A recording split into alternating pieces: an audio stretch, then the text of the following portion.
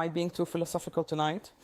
Because I've been really thinking about this, manifesting the future. How do we plan for the future?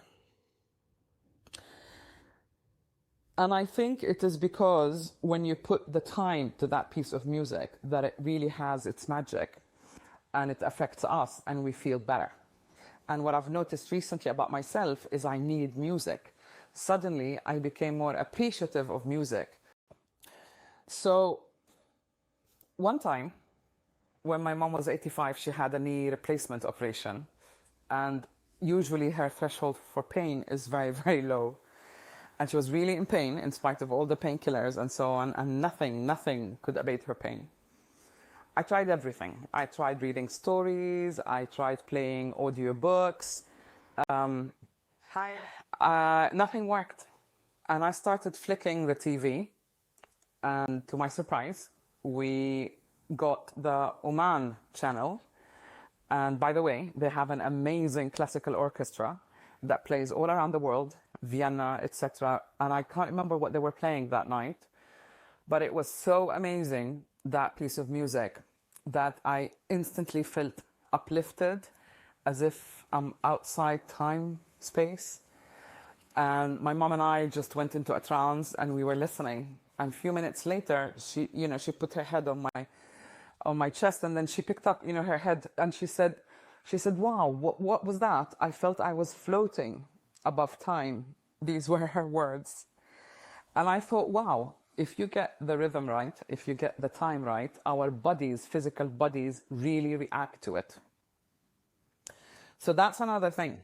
You need to get to know the time so that you know how, not to manipulate it, but how you literally create a timeline that is favorable to you, a future that is favorable to you. Later on, when I was much older and I studied healing,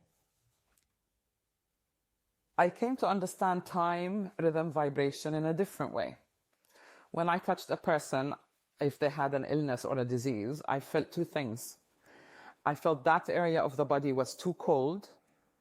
I mean, immediately, as soon as I put my hand on them, I'd go back, and then I knew immediately where it was out of sync. And the other thing I noticed is like time, rhythm was very different. The diseased area, for lack of a better word, was on a slower vibration. And then the rest of the healthy body was on a different level, on a higher vibration, if you like. And this made me kind of see or link time, vibration, how do people heal, why do people not heal? And I really noticed that in order to heal, you need to be in the present, physically, mentally, emotionally. And people who do is because their mindset is in the now. They're not worried about the future, what's going to happen. They're not going over their past, regretting things and what they should have done. They are really present in the present tense. And if you like to create things, you need to be in the present. You can't create something from a different point of view. It's true, we have logical brains and we perceive time as linear, past, present, future. But I want you to think of an incident when you took a nap for 10 minutes and you had a dream.